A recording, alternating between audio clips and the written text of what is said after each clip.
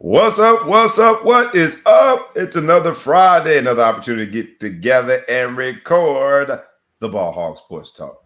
You know what it is. It's where sports, business, and entertainment collide. It's where two amazing businessmen get together to discuss sports in an entertaining fashion. And it is going to be probably the last real episode in summer, technically summer. But it's going to be rough, rugged, and raw, the way that we do it, the only way that we do it. So pull yourself up a nice, comfortable chair. Pour yourself a nice, tall glass of whatever you drink in the morning.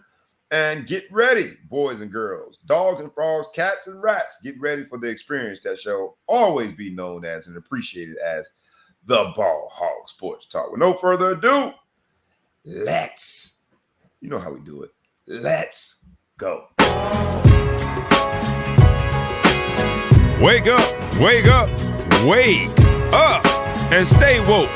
Because this is the Ball Hog Sports Talk with your boy, B. Brown, ESQ, a.k.a. the Ball Hog, a.k.a. the Mouth of the South.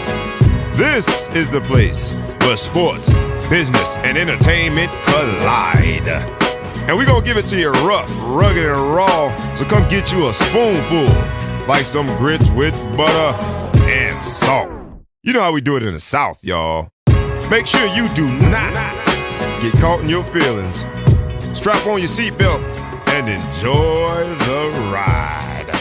Come on, let's go.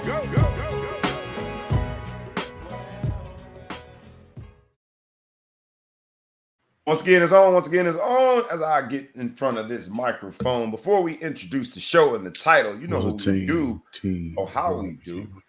We have to introduce the man, the myth, the legend, thou who shall be intergalactically known and respected as. When you say it with some bass in your voice. Make sure it comes from the diaphragm, or else he might backhand you. He is known as the Big Flow Show. What's up, my brother? Man, what's good, America? I'm just here ready for this football season to start up. You know, excitement is in the air. Is in the air. Help is on the way. That's what they say at church. Help is on the way, and help has arrived. Help has arrived. I now know what the hell to do with myself. It's fantastic. I've been in this lull since the Olympics have been over. If I try to catch the WNBA. I'm gonna say this. I never watched WNBA before. This year, I probably caught about 7 games, maybe 6 games. I feel pretty supportive. But man, football's here, man. So everybody leave me the hell alone, man. If I ain't heard from you, this ain't the time to catch up. Just go ahead and just do you. I'll talk to you in February. Church. I like that, man. Respect the game and the sanctity of it. Don't be calling nobody in the middle of no doggone Saturday. I mean, don't even call me in the morning because game day on. Right? In the middle of the day, Sunday, after 1 p.m. Have some respect. Put some respect on my sport. How about that? You know what I mean? Put some, what my man say, what's his name, baby? Put some respect on it. Put some respect on my sport. Put some respect on my name. Conduct yourself accordingly. How about that? Yeah. How about that? That's all we could do. We are going to go by money signs today. And if anybody knows us, they know that each one of these titles comes with a lot of thought, reflection, a lot of input, brainstorming. And today's title is also one of those situations that we put a lot of thought into. You see, I got on my hat. This is my official coaching attire. And the Michigan scandal and all the sign stealing inspired me today and inspired this show. It inspired me to go in my coaching gear. My first scrimmage for the 13U team was last night. We put in that work. But as I'm giving the signs and I'm trying to communicate plays, I started really it was a split second, thinking of just how powerful it is to get your signs stolen. Money signs. And then I turn on the TV and I'm talking about every channel you can imagine had college football on it. Boy, they got the programming down pat. So today, I've never seen that many games ever in my life on a Thursday night. On a Thursday night. I was like, what the hell? And I had a volleyball game to go to. I got back. I said, what did I miss? And then ESPN1 featured the money sign himself, Mr. Shedeur Sanders, who I thought had a nickname, but it's not. It's just a sign. He's like Prince. It's just Yeah, a money sign. somebody. He signed an NIL deal for Shedeur Sanders, and then he just created himself a symbol.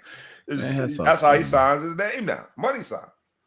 But with the still recent proliferation of NIL, as it has now been made legal in New Jersey, it is now legal for high schools to recruit. So at my scrimmage last night, there were high schools there introducing themselves, and it's just this amazing momentum of how money, right? At the end of the day, it's money. The likes that you get and the followers that you get and the deals that you get, NIL, and the scholarships that you get that could lead to NIL. There's these layers of money that are going to lead us to this show today. For sure. Please, Sean, man, if we don't see comments, it's probably because we're not getting it. I don't know what's going on with the platform with these comments, but if we don't post your comment, just know that we probably didn't see it in real Feel free to time. text me. Those of you who know me directly, feel free to text me because I do. But as you see, I look down. I read the text when people come through because we like the comments, and I feel terrible that we don't see them. So if you watch it right now, check in. Check in, man. Yeah, say hello. Say hello to your boy. I got on my coaching gear. You know the bucket hat. When they see the bucket hat, they know it's going to be some Florida swag to it, but you're going to talk a lot of trash. The music coming out, baby. Gold chain coming out. You know what I mean? And my man, Randy. My dear brother, Randy. Randy came through. I see you, Randy. I guess the comments are working. Hey, Randy, I'm back on Peloton. If you want to start inviting me again, I'm back. I came out out of retirement, but that's a different story. Please chime in. Randy kept trying to invite me to Peloton. I wasn't showing up, so he gave up on me. But he gave up. I'm back, baby. I'm back. Ride again. Never left. Please please comment, please share, please tag a friend, please tag a foe, please tag anyone that you know, and please subscribe to the YouTube channel and the podcast. That is my public service announcement. So a part of that is comment. If I don't post the comment, it seems like at least we're getting the comments from YouTube. My dear brother Randy. If we don't post the comments from Facebook, it just means we're not seeing them yet. But keep them coming in anyway. We see them afterwards. We always review it. We always like seeing your input. With that, man, we got to hop in because money signs, in order to be money, you got to show up in big moments. In order to be money. Hold on, Rakai, man. I know we didn't play together, but damn, I can't get a hello. Just Bob. That's what we're doing. Big Flow Show talking about one of the comments just came in. My man Rakai Nelson. What's up, Rakai? Come on, man. But showing up at big moments is how you earn the nickname money. In order to earn a nickname, in order to actually be given the spotlight, in order to go from a name to just a dollar sign, you got to show up in big moments. Last night, in prime time, Coach Prime, pun intended, it's debatable whether or not that happened. We cannot debate that it was a star-studded occasion like all of his games are. They had a miniature concert, live concert. I don't even know who that rapper was. I ain't gonna front. I'm not cool no more. I don't know who the rapper was. I kind of had heard the song before. Some really heavy set guy who had a mic and was rapping. But he was in the locker.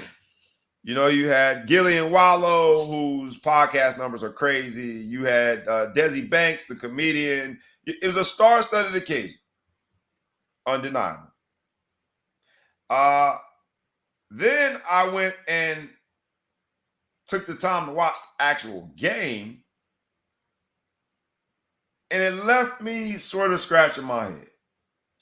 You saw the game as well. What did you think? Did Buffalo answer the call and earn all of the fanfare, earn all of the hype, earn all of the attention for a primetime game, considering Coach Prime is still leading a team that's coming off of a losing season? What do you think we got from last night as you watched?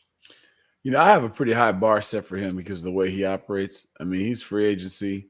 He uses the word "you're cut." He does things that anyone else does. So I am unimpressed with them. North Dakota State, if you're going to pick an FCS team to play that you think you're going to cut your teeth on, North Dakota State may not be the team to pick.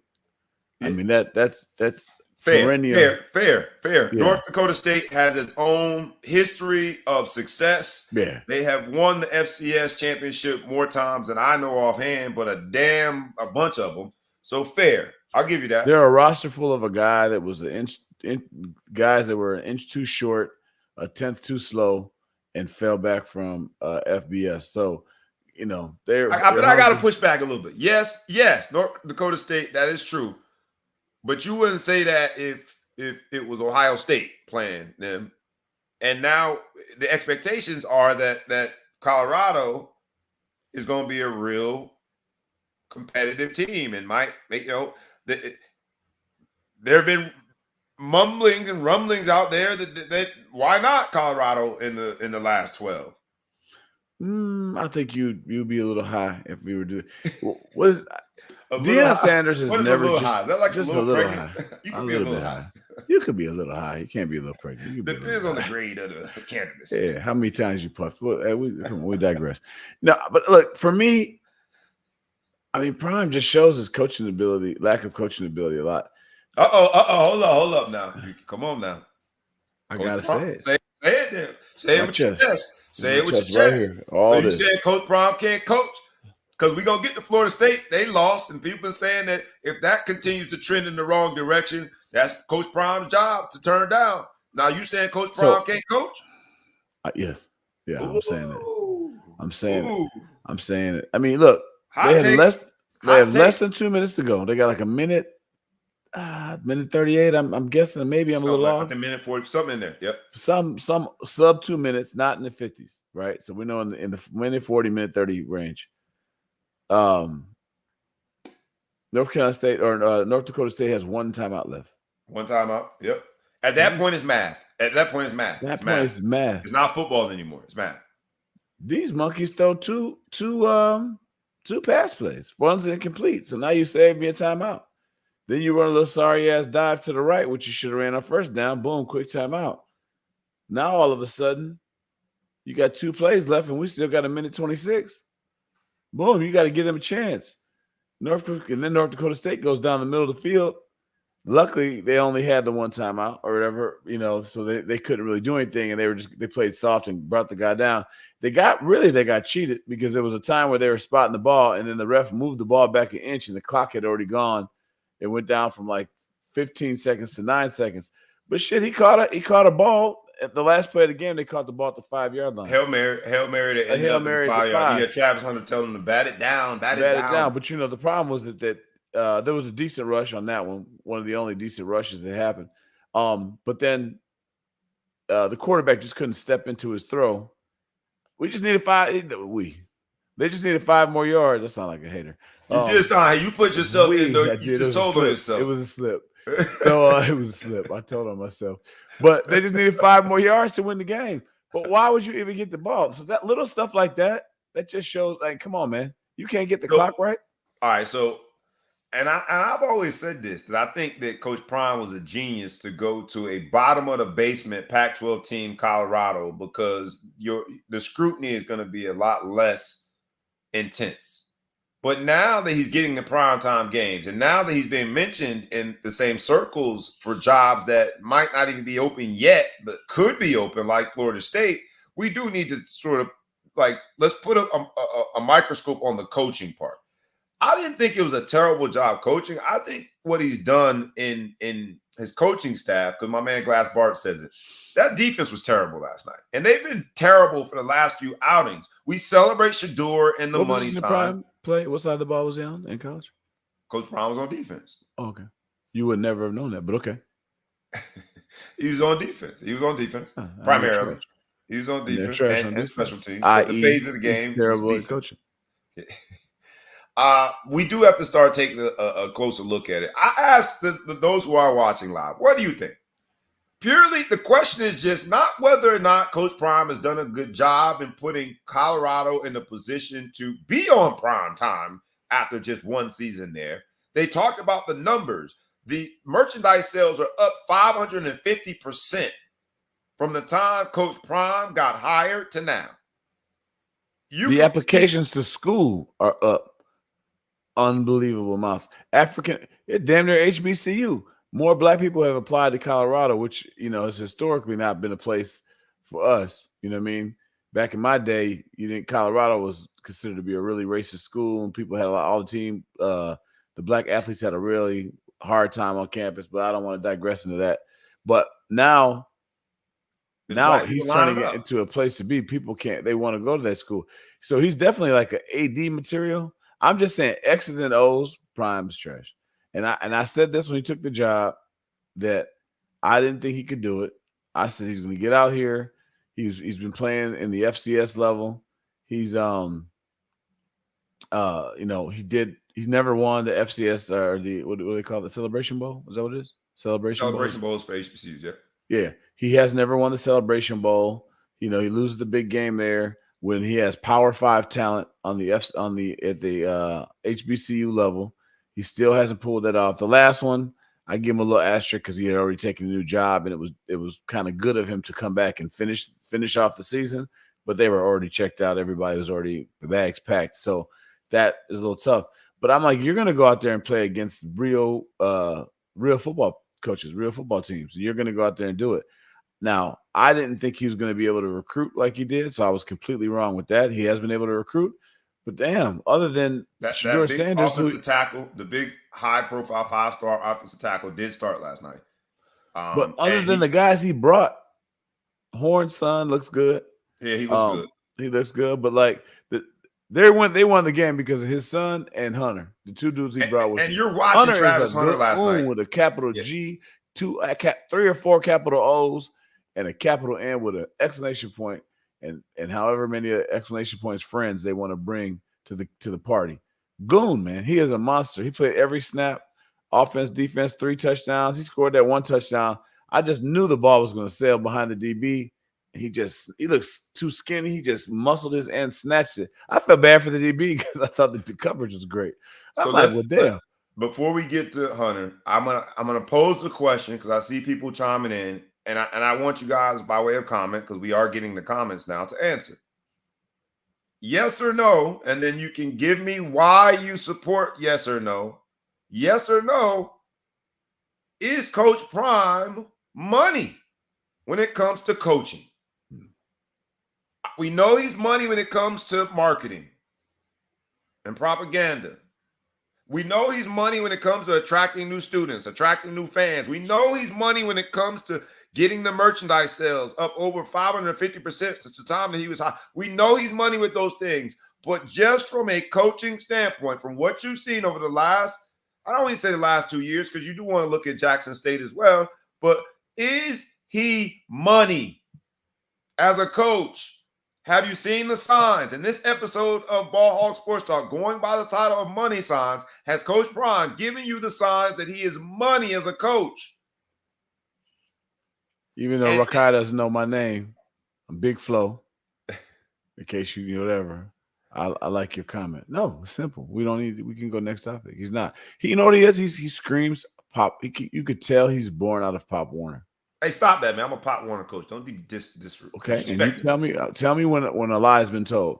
You haven't, but even no, let me make my argument. How many lies am I telling here? How many times have you played against a Pop Warner team that's dominant, right? And they do great, but they're full of flash, full of flair, and they just got the best players. They don't run great plays. They just run sweep. I came from a program that I'm proud of, Naperville Patriots, 9-time national championship Naperville Patriots. But you know what? We were accused of this, and there's a lot of validity. We had the best players. Every time we beat a team, the guy who ran the program, who's going to go down as a Hall of Fame youth football coach, he would whoever your best player was crying on the sideline. He'd be, hey man, you don't have to be like this, man. You ain't got to cry no more. You ain't got to cry no more, man. We got you, man. Come over here next year. Come to Death Row and whatever. So I would go out there, and I think I had a 92% win percentage, and I think I'm a pretty decent youth football coach. I don't know how much beyond that, but I had the best players, man. I got so many players that are playing college football right now or doing something different because I had the best players out there, so we win. And a lot of guys confuse themselves into thinking that they're great coaches. And I'm not going to call out some of the programs we have out here, but a lot of guys think they're the best coach and they just have great players, but really not doing anything. I had the pleasure of our program, my first year coaching, back when my son was in kindergarten. We played against Prime. He had his Prime All-Star team. I can't remember what he called it back then. This was right before he started. Oh, so this is personal. No. I didn't coach. I didn't coach the game. It's just our program. All right, I was about to say. So, I didn't realize that far. But hear me out though. Prime offensive line. This is like eighth graders. So like 230 across the board. You know, eighth grade, that's big. 230, 240 across the board. That's huge. My son in eighth grade right now. That's huge. Monster kids, or whatever. We had our team going there. So the same guy that I'm telling you that was you don't have to cry no more. He put some guys together on our team to go against Prime's team. Like we went out there and played them. Prime he doesn't kick. So every time they kicked the ball off if they scored, the ball never went more than 5 or 10 yards. Never. He didn't have a kicker. They never punted the whole game. They didn't bring a punter. They didn't have a punter. That's just dumb. You know what I mean? That's just silly. I'm going to run the ball up on you. Just too arrogant. You're playing a real team now, so you had to punt. So every time we stopped them on fourth down, they went for it, no matter where they were at. So we ended up, I don't think we beat the hell out of them, but we beat them pretty decent, you know what I mean? And, Prime had obviously more talent out there. And I'm like, come on, man. You know what I mean? Like, what are you doing? You just look like a goofy out here. It was like the Snoop Bowl or something like that. It was a fantastic event. But I think Prime's the same coach today as he was back then. That's all I'm saying. Well, then God bless America that someone with those credentials or lack thereof, that expertise or lack thereof, that coaching acumen or lack thereof. I'm trying to emphasize the point. God bless America that he ended up becoming a head coach of a Power 5 school, or any Power 5 or Power, or whatever we call it. I see that there are some answers. And I like Glass Bart because that's the other part of it. That's the other part of it. I got you. That's the other part of it is, despite all of that, he did win at Jackson State. Despite all of that, it was a 400% increase. Couldn't have been 400% increase in wins for Colorado last year. Despite all of that, don't do that. Don't do that. They had won. Don't do that. Don't do that. Don't. It's just percentages. Do that. Don't do that. He won more games. I'm not saying he's a good coach. I just want everybody else to weigh in. Not try to spin a 4-win season into a good season. Don't do that. He had one good win last year. Hard stop. They beat the hell out of Nebraska. Everything else was trash, and they got whooped by teams that they should have beat. He had a horrible season last year, based on the fact that he revamped his whole rock. Look, I'm going to get personal and go Northwestern. Northwestern head coach took over with 1 week to go before camp. He didn't get a chance to do anything in the portal, bring anybody new. He came in with a team in disarray. We lost 5 or 6 guys to the portal because they were mad that the coach left some good players. We lost the offensive lineman, no, I'm mixing teams up. We lost guys in the portal. We had people take off because they weren't really with all this new stuff. And then after that, we ended up as an 8-win team. Coach Prime had all his guys. Everyone on that team was good. He put everyone out. He had 54 people switch on his roster. So he's got this brand new roster. Trash. Now this year he's coming out. He had another chance to put all these people. I didn't even check the numbers. Defense, we're still saying it's trash. What are we doing? You got Warren Sapp on defensive line coach, whatever. Look, this experiment that he's doing looks very good for Shedeur Sanders and Hunter because those two are goons. So that's what Said Lee says. What's up, Said Lee? From the hometown, baby. Western Tigers, Fort Lauderdale Track Club, straight Lauderdale, baby. But he says no, and the reason is because he doesn't make the whole team better. He focuses just on the big-time guys, not regular players. Give him an FIU team, he will win 2 games. And I agree 100%. We're going to get the Shedeur because Shedeur start had a great night. Cred, street cred, because you got street cred with me coming in with these great statements on your first time. Welcome to the show. I just think that he's doing everything he can for Shiloh. I mean, the fact that they went for the last 2 minutes, they're throwing the ball, it's because he's just trying to get Shedeur more stats and more this and more that and be the hero. You're not thinking about the team. Coach Prime's going to be gone. When Shedeur Sanders goes to the league, he's gone. He's done. Paul Feinbaum talked really aggressively about Coach Prime. Coach Prime decided. He said, "Man, when you're hot, they gonna talk about you." He wouldn't even dignify it with a response. I see some of the answers here. I don't know if I can say no yet in terms of him being, yep. The question was, is Coach Prime a good coach? And I asked yes or no. I don't know if I can answer no yet. The jury is out. But like Lee says, what I've had issue with is it does seem that his focus is on not the team, not even a particular phase of the game. His focus is on this small cluster of players on his team when it comes to the statistical output. Having said that, take a step back, and to be fair, I do think that his focus is a lot broader when it comes to making sure all the players get the exposure and the attention that they need to get to the next level. He has been good about that, including putting the players' IG handle on the back of their names, including trying to increase NIL deals for all the players. Now, X's and O's, I agree. Statistical output seems to be a little biased towards, let's just call it family. Because Travis Hunter might as well be his son, the way he treats him. And he's even called him his dad. Right? But when it comes to the other stuff, I feel like Coach Prime, when it comes to the money signs and trying to increase exposure and opportunities and even potentially NIL deals for players, he has not been just focused on his kids, including Travis Hunter.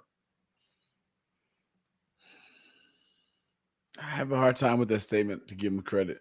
I feel like it's all about those two players. I think Horn is sneaking in there because of his name, his dad's even from name. a business standpoint, not just football. You think it's still just those guys?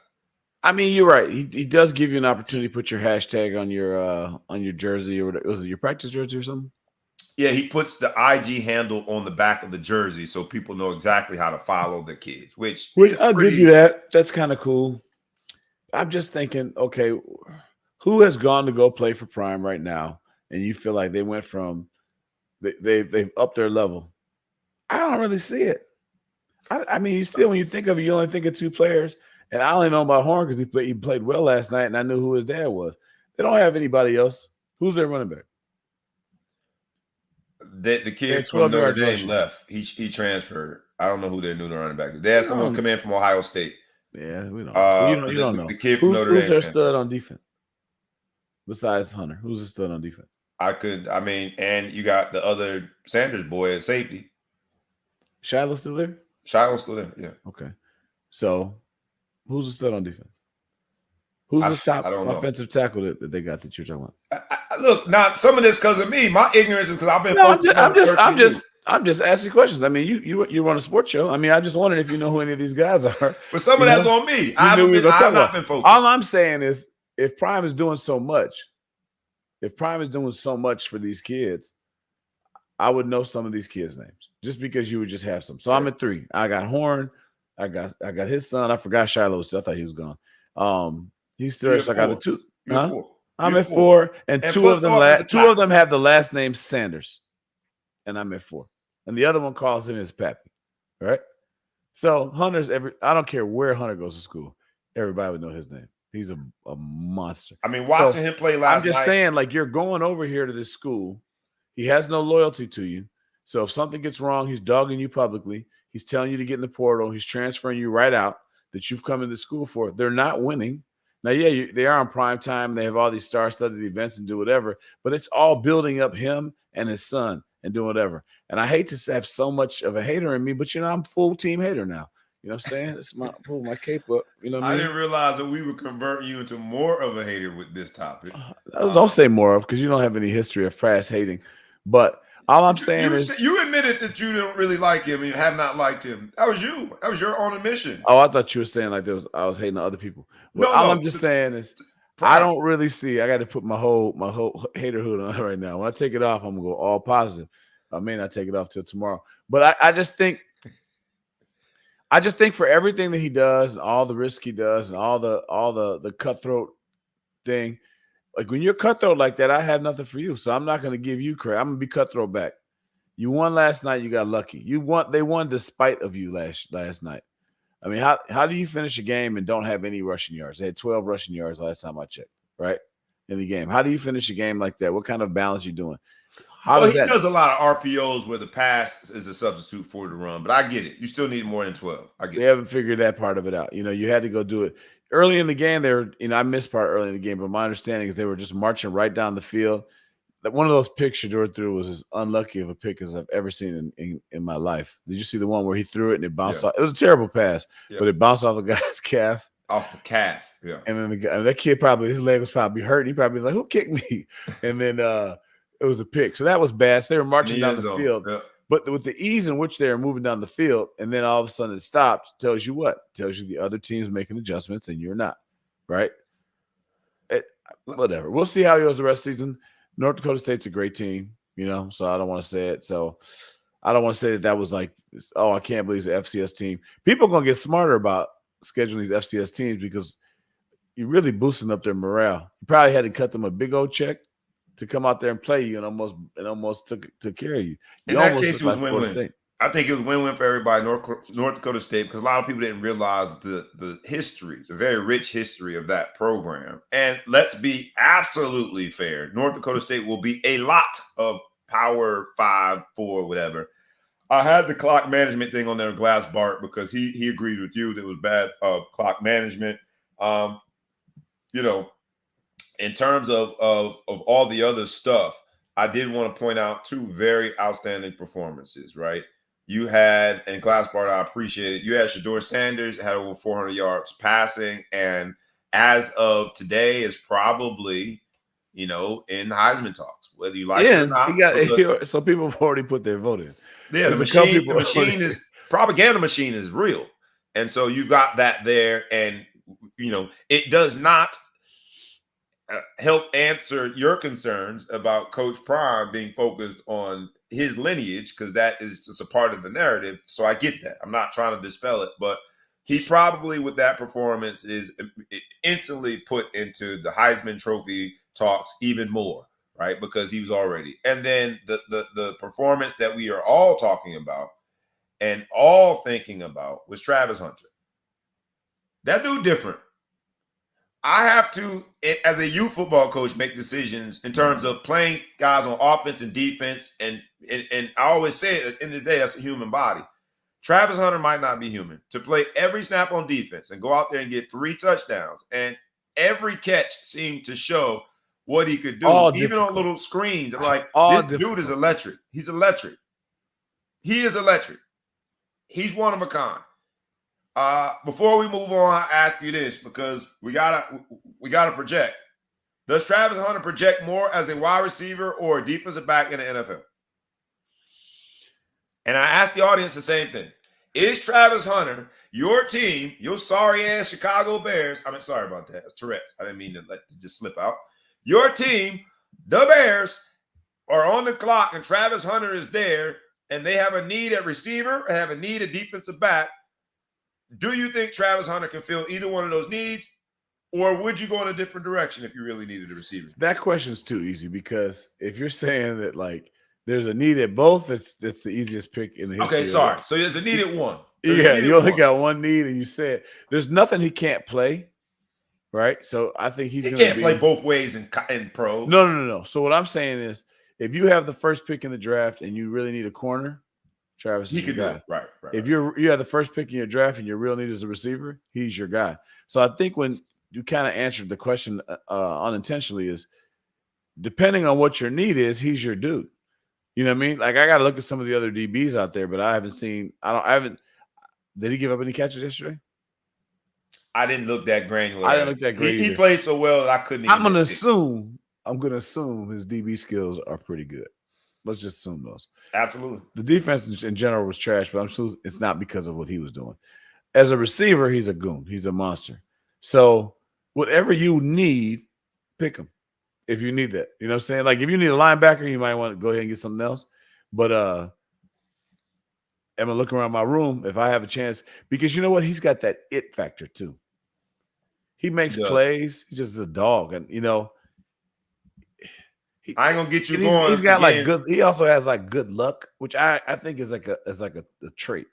Not to call him lucky, but like he'll jump up and kind of mistime something and still like the DB will. I don't know, man. So things happen well around him, and you want guys like that on your team. I When ain't the gonna. moment's bright, they fall down. You raise up. Sadly, I gotta agree with you, man. I'm not gonna throw salt in the wound here and get you started again, but some might argue that Travis Hunter has the it factor because he's within proximity of Coach Prime. He's giving him that je ne sais quoi. Why come nobody else has the it factor on defense when he was what they call that jacket? What they call that? HOF. Where how come the it factor hasn't rubbed off on all those dudes? Warren Sapp, isn't Warren Sapp HOF? Isn't he? Warren Sapp HOF. I didn't see that much pressure last night. I didn't see a lot. I wasn't impressed. I didn't either. They probably. What do you think the payroll is on Colorado? Ah, man, they paid Warren Sapp 3 bags. Nobody cares about the coaches. Pass. What do you think the payroll is? Oh, you talking about NIL? Salary cap. Salary. Just think about that. That's mind-boggling. In this episode of Money Sign, you said, "What is the payroll?" And I'm thinking, talking about the coaches. Man, we in a new world. You talking about the players? I feel uncomfortable. I'm sweating. I feel like NCAA listening, but it's legal now. Oh Lord, good Lord. Well, let's hop up, man, to another topic because I did want to bring this one up. While the Colorado Buffaloes is a good story about money and all the good things that the notoriety brings, it ain't just Colorado Buffaloes. It ain't just Travis Hunter. It ain't just Shedeur. It ain't just Coach Prime. What we saw last night with programming is that college football is spelled with a capital S, man. I don't know how we did it phonetically. It's a silent S. It's just a silent S. College football spelled with an S. With a money sign. For those Look at all of the games we had last night. It was fantastic. Your question to me is a perfect transition. You're like, what is the payroll for that room? I'm thinking you talking about the coaching staff, but really you talking about the players. This is the new frontier. We are watching, as the song says, $1 million babies out there on the field catching passes, rushing quarterbacks, making throws, making runs, defending passes. This is crazy. And what we're seeing with I think the uptick in NIL, as it has now been legislated into law, and it is okay. It's okay now. We're also seeing that the networks and all the media outlets are trying to make sure that these $1 million babies have a platform for exposure. Mm-hmm. And last night I think was the sign of it, man. I mean, everybody. I'm looking at all these games. It was crazy talk, and I think that's where we are now, right? The money signs are very clear. After I've signed the NIL deal, after I've gotten the big time coach, now I got to put it on TV. Because money, right? Our economy, any particular microeconomy, the ecosystem financially of college football is circular. So you get the exposure, you get the ticket sales, they buy the gear, they become bigger fans, watching it on TV again, sell more ads, to buy more stuff, to sell more tickets, to get more players. And that didn't used to be the thing. There was an education component of it. That's dead. Stop. Dead. It's gone. It's dead. It's gone. Matter of fact, if somebody caught you in a barbershop bragging about how you got a degree out of that damn decision, they might slap you. Boy, you don't get out of here with that. You're talking about education. I'm talking about bread. Yeah, the graduation rates are going to plummet so far down that they're going to stop talking about them. That used to be a thing. They're changing things now again. They're I don't know, it's a little off of our path, but they're getting rid of the national letter of intent, and I can't find out the reason why. They want to do it now. The changes are so fast and furious, so they're getting rid of the national letter of intent. So the signing day thing is going to all together. So there's no such thing as as of October they want to get rid of it, and they want to do it some other agreement, educational something agreement that talks about what you're paying. I don't understand it, and I feel like okay. And then they also are getting rid of the portal. This is almost done. The portal windows. They used to have 2 or 3 portal windows. Now they're going to just do December through January. And I need to keep thinking because there's always a conspiracy in there, and there's always a reason they're trying to do it. But they're trying to get the power back, right? Now that they have to pay, they're trying to snatch this power back. All that power that they gave to the players with transfer portal and all the different things like that. That was all something to fight off the demons, to make sure that the money. But now that they have to pay the up to upwards of $15 million per program is what they're reporting. They're like, all right, hold on, we got to get this back in. So now they're going to get rid of the transfer portal. They used to do grad transfers different. They could transfer whenever. They don't care about that anymore. Now they're just players. They're letting you see more and more and more. It's no longer about the student athlete because now you're getting paid. So now if we're going to pay you guys, I got to treat you like I treat my employees, and this is going to become a negotiation or whatever. But I don't like the direction that it's going from that standpoint. I do like the fact kids are getting paid. Even if they blow the money, I'd rather see them blow the money than paying some of these ungrateful students on their campus that are benefiting from their strong programs just to look at the players and tell them that they don't belong. You know what I mean? Mm-hmm. So I want these kids to get the money, and hopefully some of them will or most of them will invest it and save it.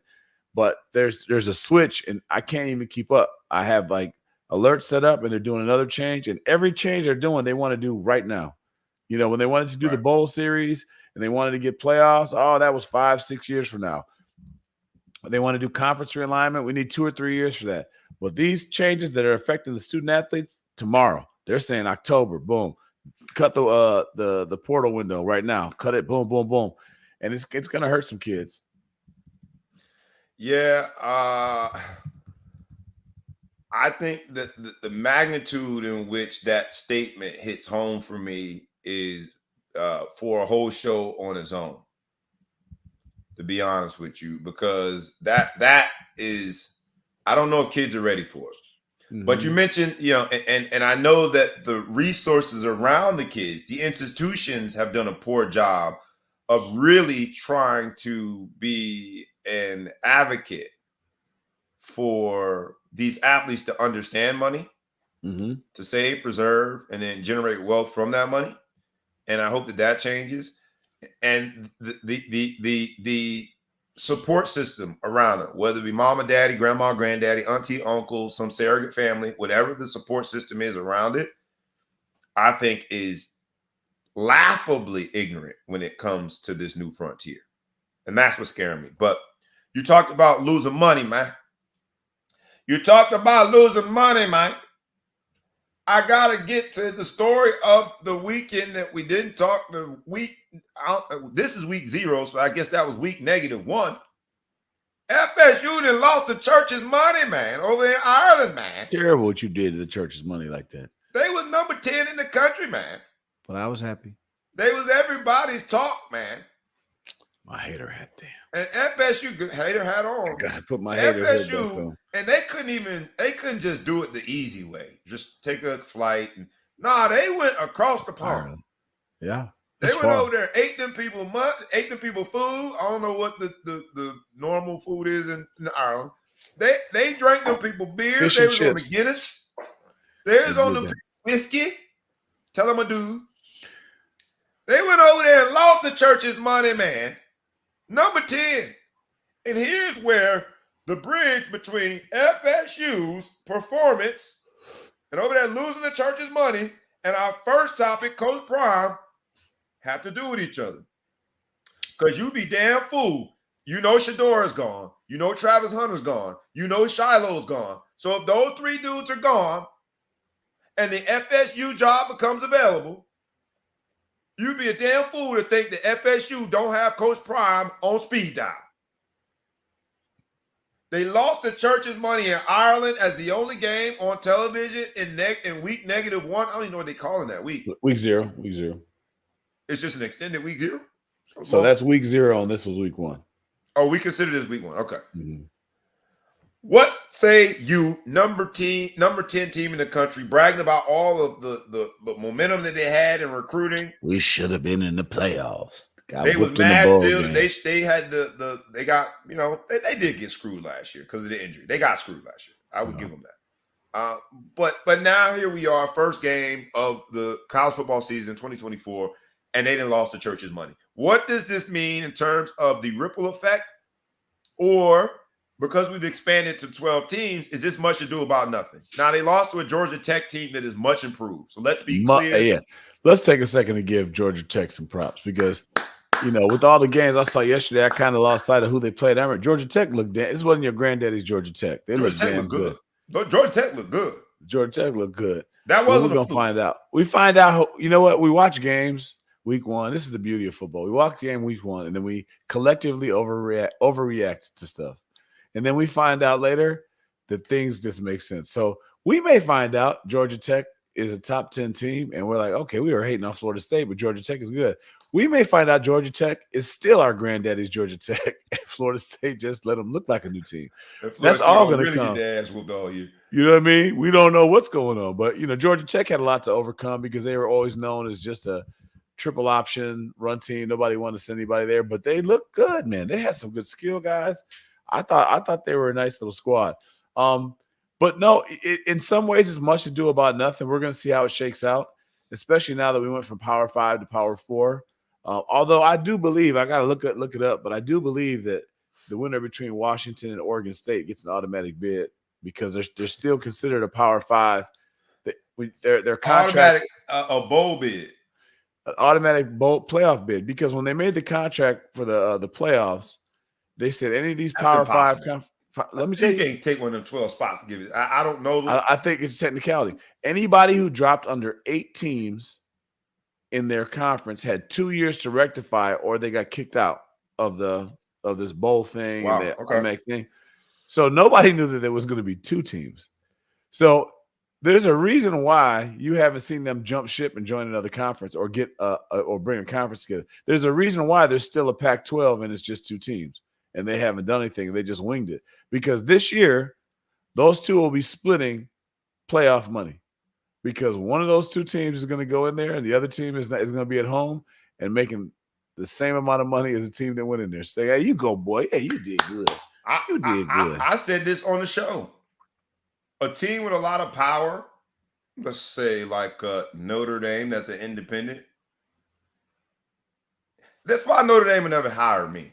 Because I love all of the tradition and all of that. I'm done hating. That's good stuff. I think I'm done hating. Hold on. That's good stuff. You're gonna hate again, man. Just have it ready. But I need to get in the hate mode sometimes. Like, I'm not in hate mode. Right now. Make sure I get into I'm jocking them. I'm jocking these 2 guys. But this is why Notre Dame never hired me, because I'm the athletic director, and I can't even mention our new athletic director's name. I can't pronounce it. Too many damn syllables. They don't go together. All right. It's interesting that. But him, if they would have hired me, I'm calling Pac-12 line 1. Look, man, we're going to join the Pac-12. We finally going to join a conference. It's going to be the Pac-12. We're not going to call it the Pac-12 no more. We're going to call it the Notre Dame 12. We're not splitting it evenly. We get 80%. Y'all can split up to 20%. While you're on the ropes, while you're sniffing fumes, I'm coming in. I got an offer for you, dog. That would be terrible, but I would laugh. And then 2 years came up, and then what? And you got to pay. The problem is Notre Dame has to pay an exit fee of like $100 million. So that's what kills everything. Oh, ACC? Yeah, they got to pay ACC. Man, how do other schools pay it? That's all I'm saying. That's we going. Y'all shake the cup. I'm coming here to get some money. But those 2 teams are gonna be there. But so to your point though, a 1-loss ACC team, you can still run the table. We all have done this in AAU. All right. We lost the first game pool play. If we win out, we just need a little help. We need to do this, and we can still be the first person to come out of our pool. So they can still come out of their pool, and they can still get there. It's 12 spots is a lot. We always talk about in the playoffs the 1 or 2 teams that we'd like to see in there, right? Yeah. I don't even remember even thinking about 4 teams. 1 or 2 teams. Maybe a third. In a great year, you would get to 4, but 12, you never. I've never gotten to 4 that my memory does, but I've been hitting the head a lot. I've never gone to it. Man, that 12th team deserved to be there. which means there's going to be a lot of people in this playoff that you're like, oh, this is some bullshit. You know what I mean? The first Well, round. the reason I think that that's true, I agree with you, but we've been oriented to discount some of the better records that are coming from the lesser conferences. And what this is doing is it's reorienting us where we don't discount it necessarily. Instead, they've got an opportunity to show us. We from Missouri, dog. Show us. Show me state. Yeah, we now you got an opportunity to show us. That's what I think it reoriented. But I do like my man said. Lee said G Tech cleaned up in the portal, and they did. They absolutely did. Jay Crit asking whether or not ND still has the juice, and I just asked, do you have cable at your house, or do you watch Rabbit Ears still? Because ND still has all the juice. They're still a big deal. Their primetime game tomorrow, going down there to play Texas A&M. Everybody cares. Actually, I think ND is in a better position now to never have to join a conference than they ever were. Oh yeah, definitely. The only thing that's going to go on, shift, absolutely. Yeah, the only which is why it would have been the best time to go negotiate, because we ain't need to negotiate. But anyway, I'd have been Pac-12. ND, call me, man. Let's make some real deals. But now I mean, the only thing they give up now is they'll never get the bye. But so what? You know? Yeah. It'll be interesting to see what happens as we move to 12. But what we cannot do is deny that FSU lost the church's money in week 1. And while that would have been a fatal blow in years past, they still have an opportunity. What we cannot deny is Mike Norvell is officially, whether him and his family want to admit it or not, whether or not he's called the realtor to test the market, whether he's already at least on the phone, not his main phone, but his back line, talking to other teams about what next year might hold. He's officially on the hot seat.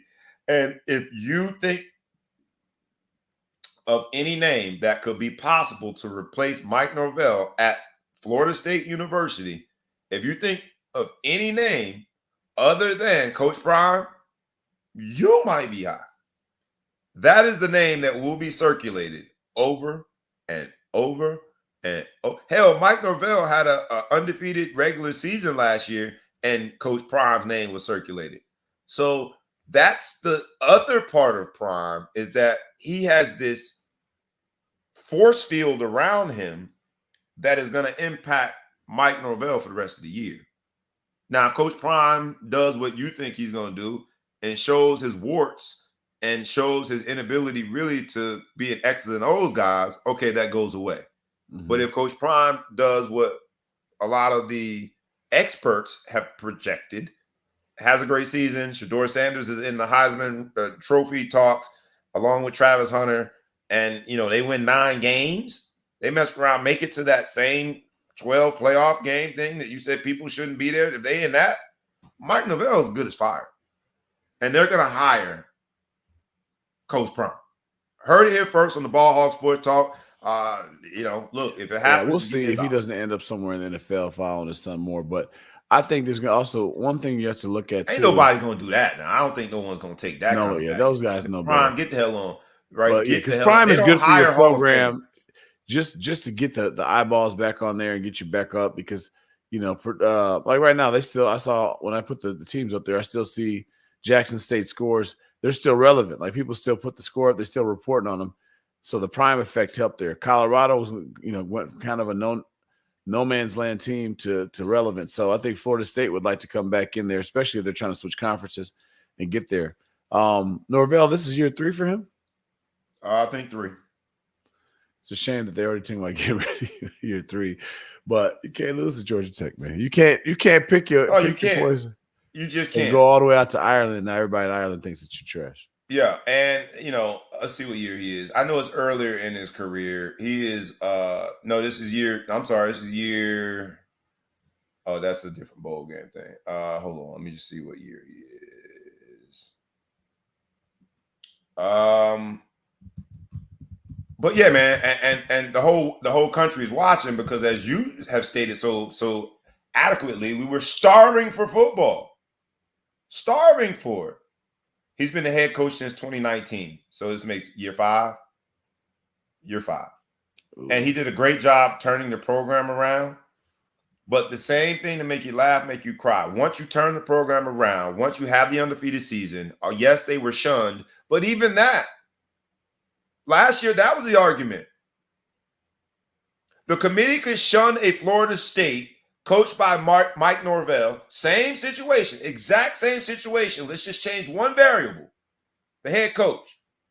The committee could not shun a Florida State undefeated, even with an injured quarterback, coached by Coach Prime, because of the Coach Prime effect.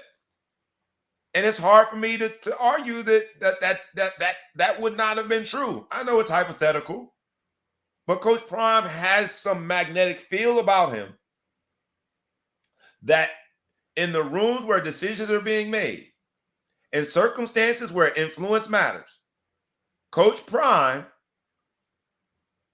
coaching Florida State, has a lot more pull than Coach Mike Norvell coaching Florida State. And that has some cachet, less so with 12 teams than it did with 4. Less so. But we can't deny that it's there. So, and I ain't trying to get Mike Norvell fired. I think Mike Norvell's a great coach. I think he's a great recruiter. He develops his players. They seem to love him, like absolutely love him. You hear the players talk about Mike Norvell, and they love him. But when you have the moment and you fumble the bag, and it's a national, not even national, international stage, you can't lose the church's money on the international stage. You can lose it on a Thursday night game when nobody is watching. I believe God was in the stands. You did that before. God himself.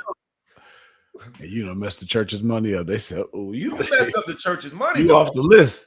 You off the list. You don't do that, man." And Florida State fans, while I can't stand them, I want to say it from the core and the depth of my soul, I hate y'all.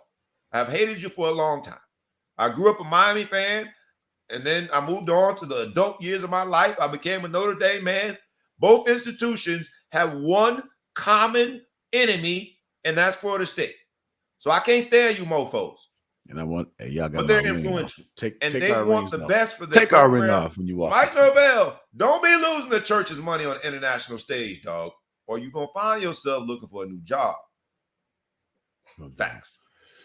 Well, another trick off moment last night was Minnesota, University of Minnesota versus North Carolina. Great game, but kind of a bowl game feel matchup. When you think about it, you would never expect Minnesota and North Carolina to be playing each other, right?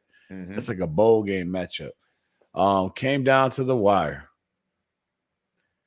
And dude, the kicker from Serbia just wasn't ready. He had already missed a field goal earlier in the game. He hit the right goalpost.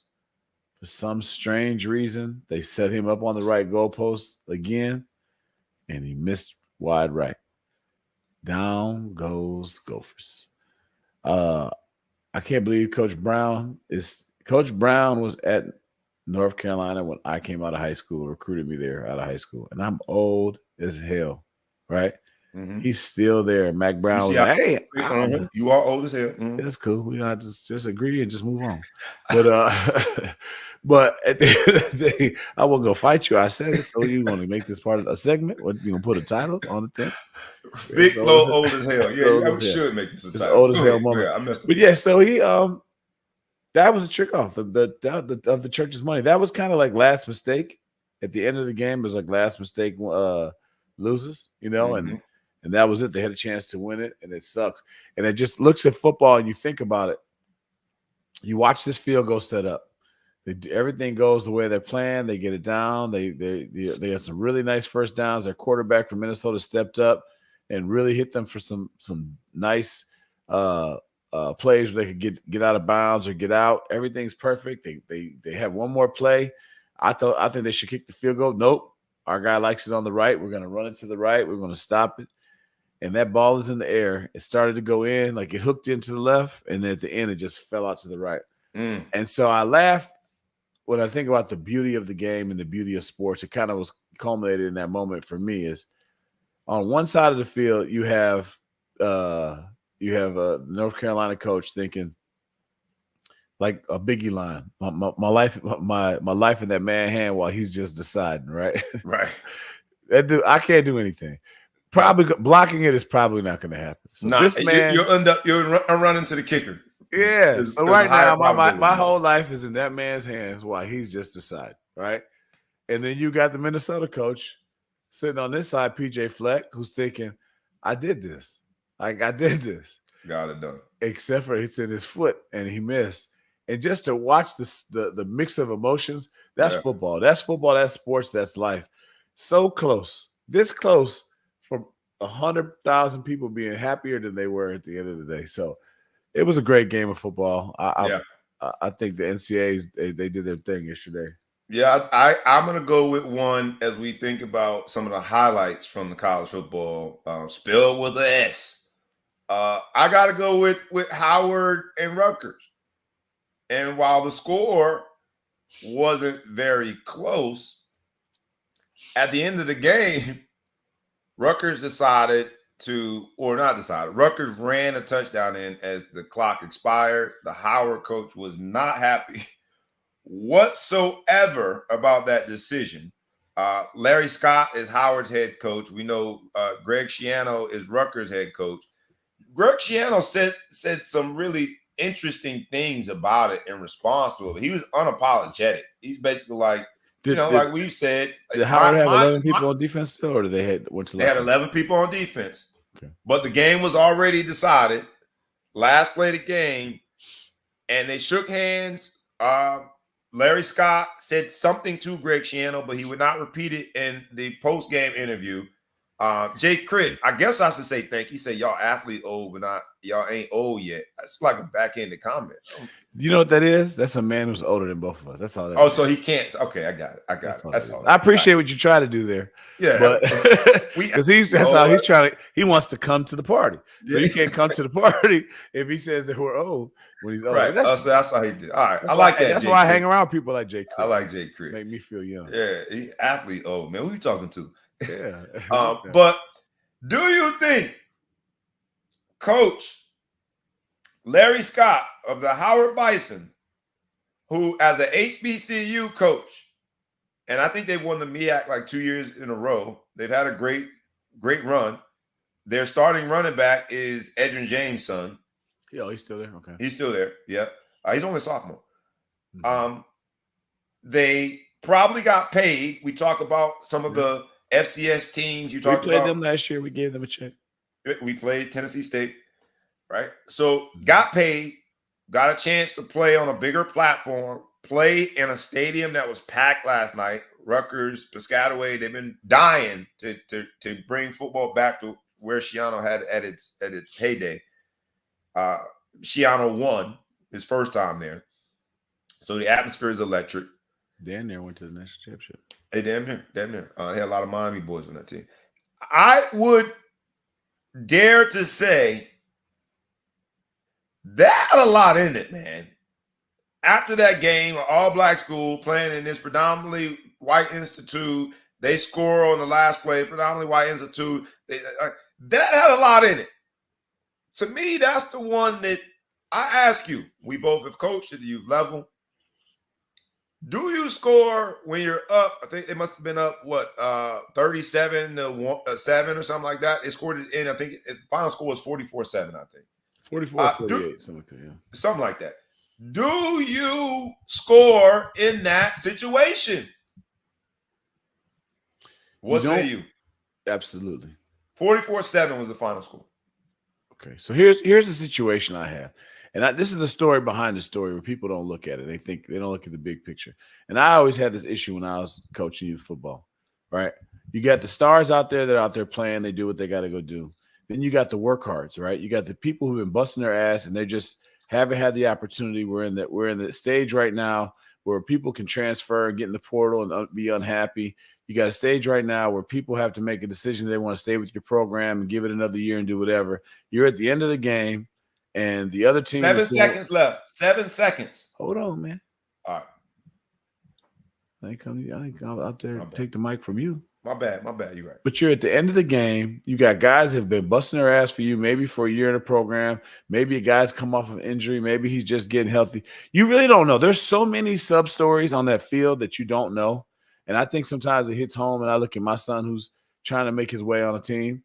You're at the end of the game right now, and you have a chance to either make this kid's day and let him get in the end zone and help him out and give him a chance. You're not throwing double reverses, whatever. But was it a running play? It was a run play. Okay, so now what do you want me to do? Okay, he could have took a knee, but he ran the ball. He gave him a chance to score.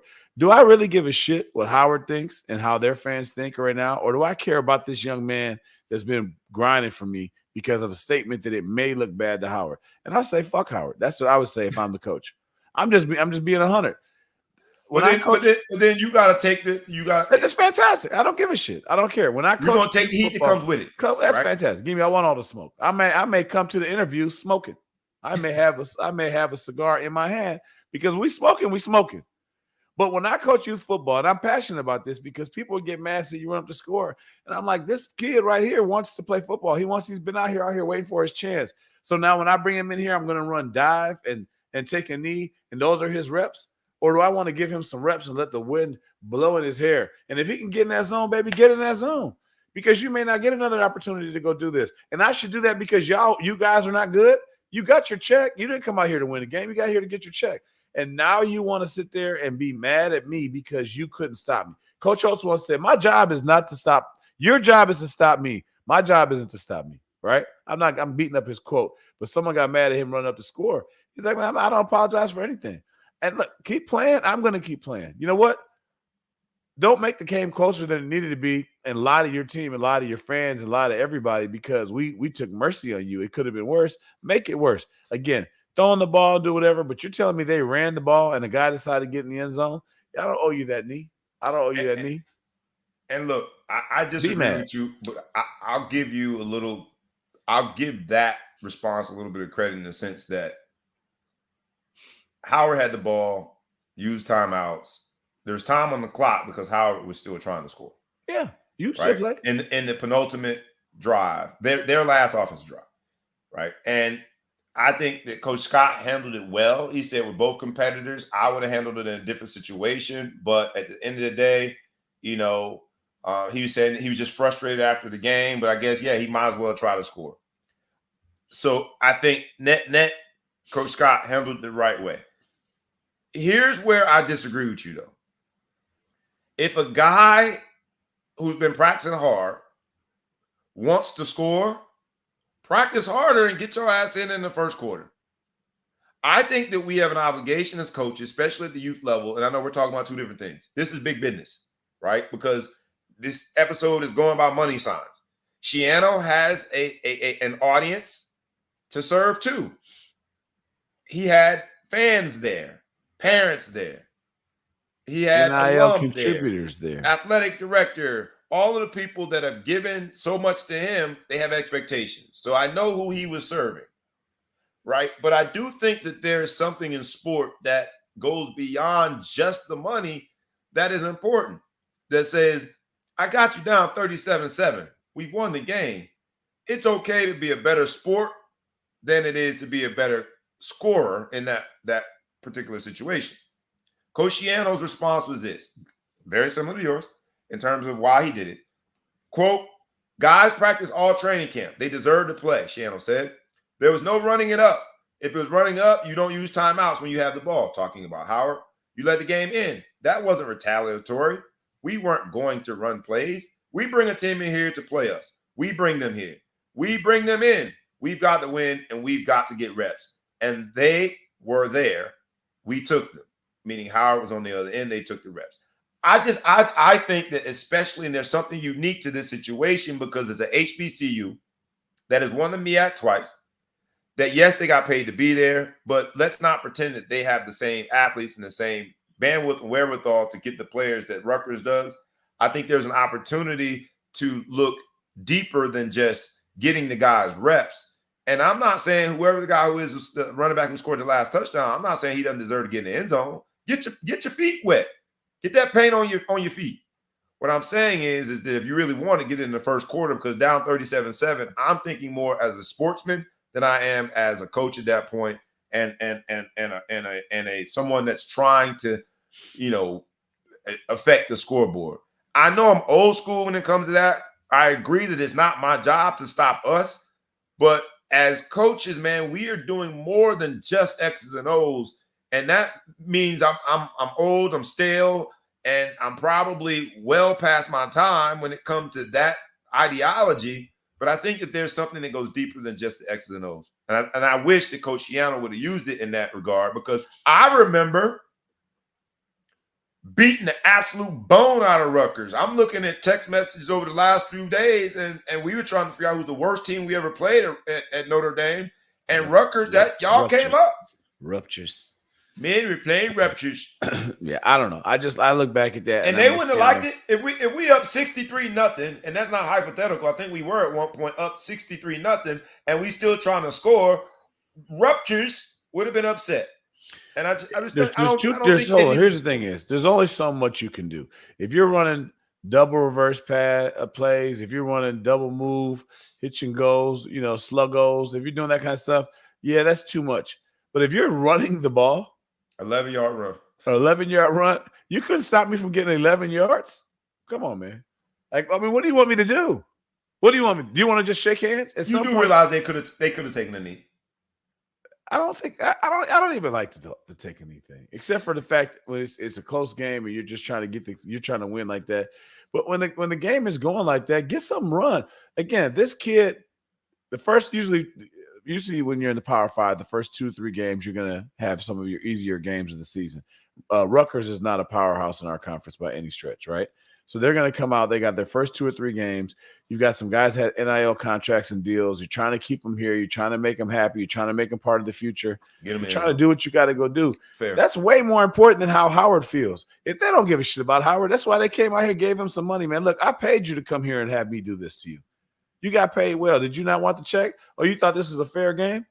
When's the last time you came to a game and they paid you to come? It's not fair. You're food. You are the food. We came here for you to be food. That's why I like when a team like Howard go in there and beat that ass and say, all right, y'all paid us to be food. You thought we were going to be easy, but we can't digest this, right? But they came out there and did what they got to do. Quit all you want. You know what? Play better on defense. Be mad. Go yell at your defensive coordinator. I'm sure he did. But but cuss him out. I don't deserve a cuss out. I didn't do anything wrong. I just play football. Go cuss out the people that couldn't stop us with 11. You knew I wasn't going to pass the ball, right? You knew that. I'm running. Right. Know I'm running the ball. And he got 11 yards and scored, and y'all couldn't stop him. Cuss them out, man. All worried about me trying to make it about this. I just think that take your lump and go home, man. There's something deeper. And as you just acknowledged, from an X's and O's and strategy standpoint, if it's a close game, in that situation, you don't take the risk of a fumble or whatever the case might be. You take a knee. Yeah. That's the X's and O's strategy game. I think there's another layer to football. And maybe, again, I'm antiquated. I'm an old school car when it comes to this. There's another competition in terms of sportsmanship. And I think for me, I would like to see him take a knee, especially if it's an HBCU, and understanding the dynamic that those universities are facing. We paid you for that dynamic. That's what the check. We paid you to whoop your ass. That's why we paid you the big money. Otherwise, we don't pay you to come play. Michigan doesn't pay Ohio State to come play. My man said Lee says this, and I'm gonna move on. I think it is a coaching fraternity, and I think that with the HBCUs, a lot of times those coaches are not welcomed into that coaching fraternity. And the answer is a rhetorical question: is would Notre Dame have done that to Greg Schiano? And what do you want him to do it? No one wants you to do it.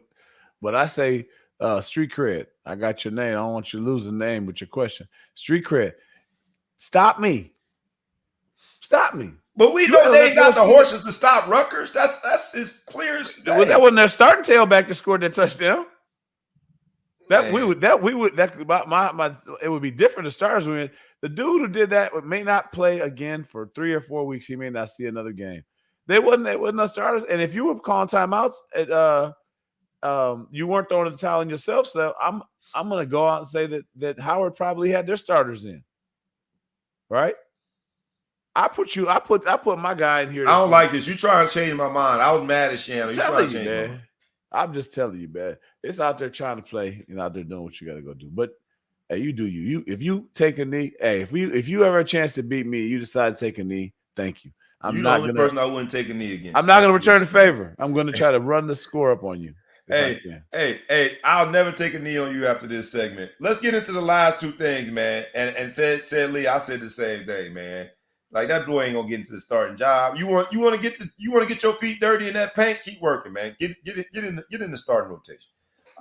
Let's get it out like this, man. We're gonna go home with these two money sign topics. The first one is Caitlin Clark. Caitlin Clark is busy doing things that I would call Caitlin Clark. Ish. Caitlin Clark keeps Caitlin Clarkin, man. She give us what she broke a record. I don't know the exact numbers. WNBA threes 86. for rookies. What was 86. 86. 86? 86 them.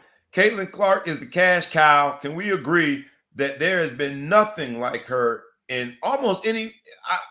I love the FloJo, but that's every 4 years in a niche sport that you can't ever really cash in on because it's every 4 years and we have short attention spans. I love Serena Williams, but it's a sport that, love it or hate it, not a lot of regular Joes like you and I connect with because we don't play it. I don't think there's ever been anything like Caitlin Clark in terms of a woman athlete in America. She's the cash cow, dog. She is. And you know what? She's living up to it. I mean, you got the all-time threes. You've got I think the points already. She already had the points. Turnovers are starting to go down, I believe. She's got the most assists. So she's got the one blemish there. They're winning. They're in the playoffs right now. If the season stopped today, it went from the first pick in the draft to playoffs, although only 4 teams don't make the playoffs. But we digress. But she's starting to get her swag in there. She's starting to become Caitlin Clarkish. People were absolutely mad, viscerally upset that this woman was not on the Olympic team when there was a slight chance when we looked like iffy in a championship game. You heard, you looked at Twitter and were like, this wouldn't be this way if Caitlin was on the team. She is in a league of her own in terms of a brand. She is in a league of her own in terms of women athletes and their star power. She's it. She's it. Now, I like Angel Reese, and I thought Angel Reese, her run of double-double, she broke that record, put her in contention of Rookie of the Year. But we can just go ahead and say that's over with. There's one Rookie of the Year. It's going to be Caitlin Clark. That sure did. But hats off to her. I'm a fan. I think she's good for basketball. I've been watching. I even watched I have even watched games that she's not in because now I've seen teams I'm starting to like because I watched them play her. She's doing it. Shout out to Caitlin Clark. Last money signs topic of the day before we get out of here is my man, Brandon Aiyuk. Brandon Aiyuk has broken the bank. Brandon Aiyuk signed 4 years, $120 million. He decided to stay in San Fran when no one thought he would at one point. It was rumored that he was going to the Steelers. It was rumored that he's going to everywhere except staying in San Fran. Brandon Aiyuk broke the bank and by doing so set the bar high for Cincinnati, who still has to sign Jamar Chase. Do you think Brandon Aiyuk is worth the money before we get out of here? It's money signs, baby. Has he given you the signs that he deserves the money?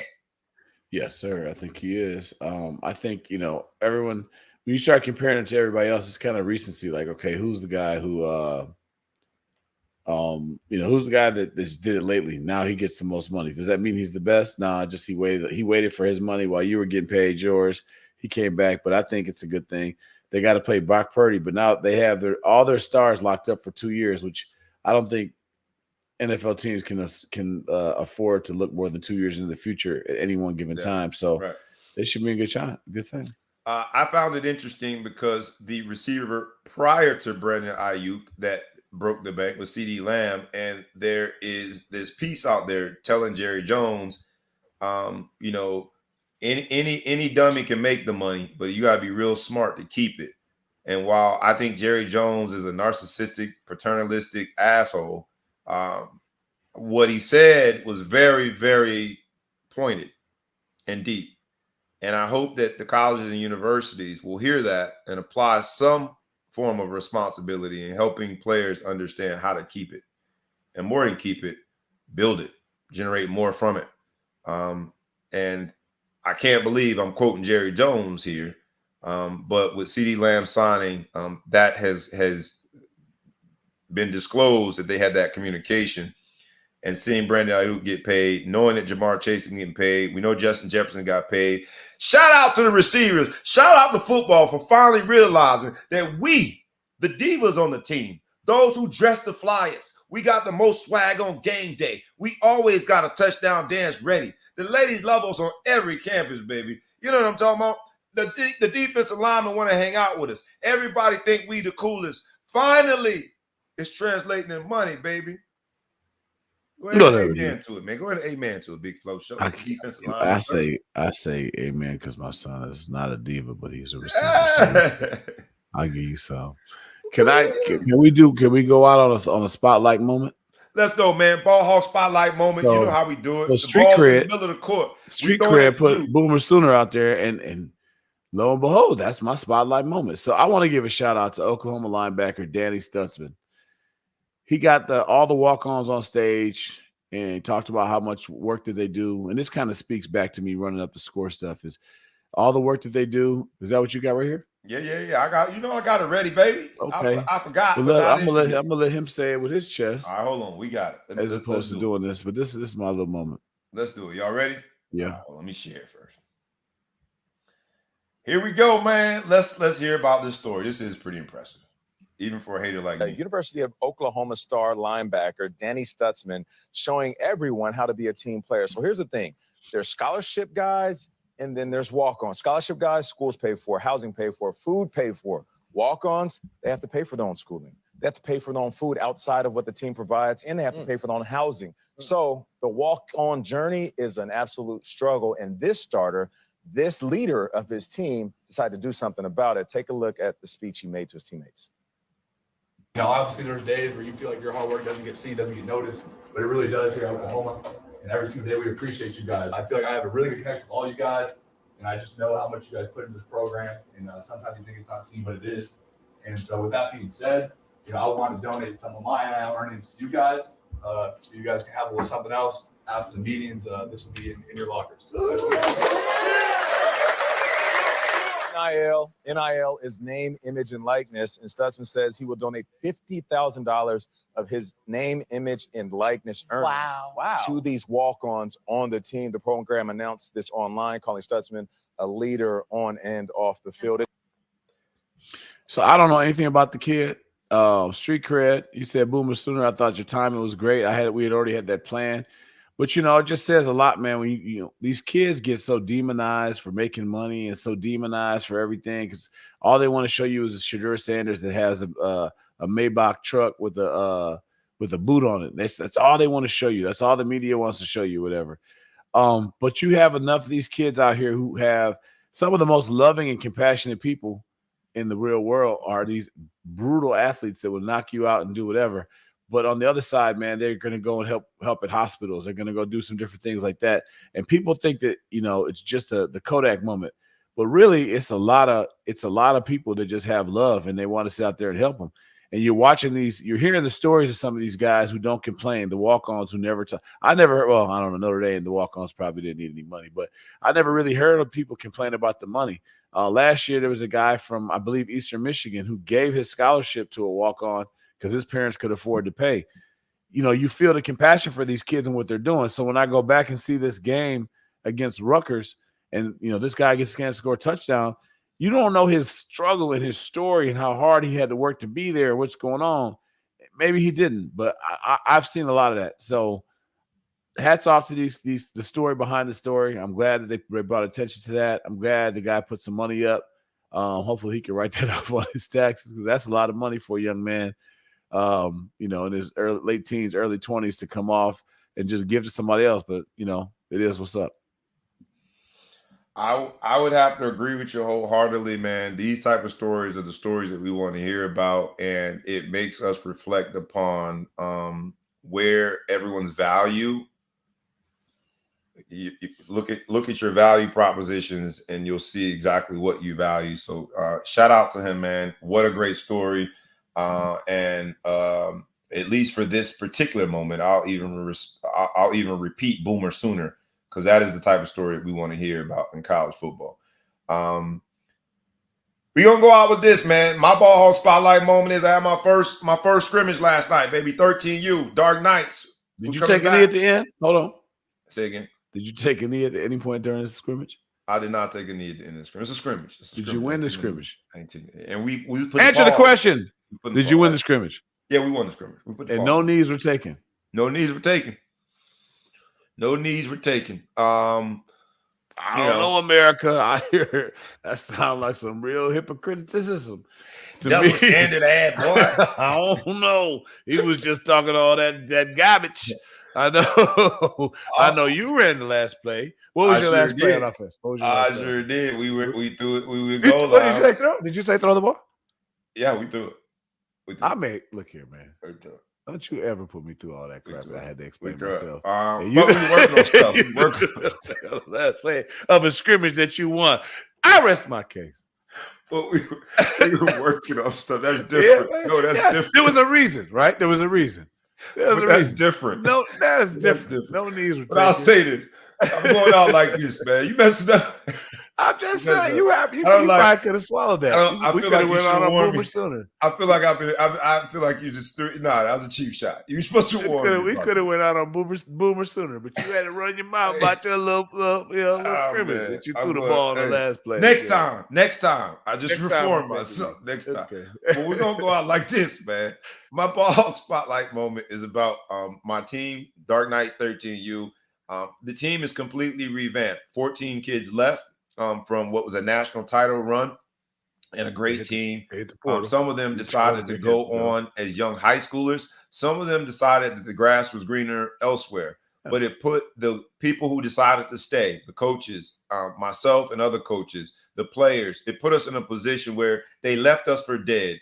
A lot of people laughed and thought, oh, man, this team ain't going to be nothing. As of last night, anybody that watched us play know that that's anything but true. You don't get to leave people in this world who are truly about it. You don't get to leave us for dead and come back and find a carcass. When you come back, you're going to find somebody bigger and better. And that is what happened.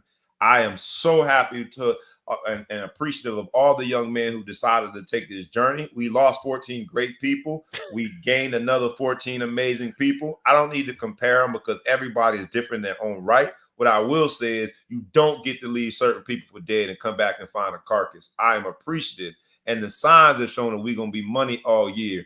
Follow us if you need to. The raffle will be coming out soon. You know, anytime somebody go out that passionate, it's going to be a collection plate. The raffle will be starting soon. I need y'all to support my kids. We ain't in no damn town. Block the number now. It's so funded out of love. We're going to win the national championship. You heard it here first. Dark Knights 13U coming from Jersey and putting our stamp on the whole country. No knees taken. Yeah, no knees taken. That is our show. It has been a brilliant, amazing show as always. It has been the Ball Hawk Sports Talk, where sports, business, entertainment collide. We do it one way and one way only, rough, rugged, and raw. It's where two businessmen get together to discuss sports in an entertaining fashion. The episode went by the title of Money Signs, but we did it the only way we know how. We ask one more time, humbly, please like, comment, share, tag a friend, tag a foe, tag anyone that you know, and please subscribe to the YouTube channel and the podcast. It's called Money Signs, the episode, but that will cost you nothing. And you will be doing a world of favors for us. And I think you'll be adding value to someone's life because we have good content. It has been the man, the myth, the legend, thou who shall be intergalactically known and respected as the Big Flow Show. I said it with bass in my voice. You know what I'm talking about? And I am your boy, B. Brown, ESQ, a.k.a. the Ball Hawk, a.k.a. the Mouth of the South, a.k.a. Mr. Sex Celebration, a.k.a. Breezy, a.k.a. the Councilman, and today, a.k.a. Coach Bobby. One of the best titles that I can ever have. Mr. I No Knees appreciate taken. coaching young men. Say again, who don't take Mr. a knee. No Knees a.k.a. I taken. don't take a knee, but I say I do. Take a knee. But I want other people to. a.k.a. I don't take a knee. Do as I say, not as I do. This has been our show, man. A labor of love as always, man. We appreciate you. We honor you for joining us. Have a great weekend, y'all. As the summer winds down and Labor Day is upon us, enjoy your weekend. Enjoy school as it starts for you New Jerseyans. Continue to support us. We is out. Peace.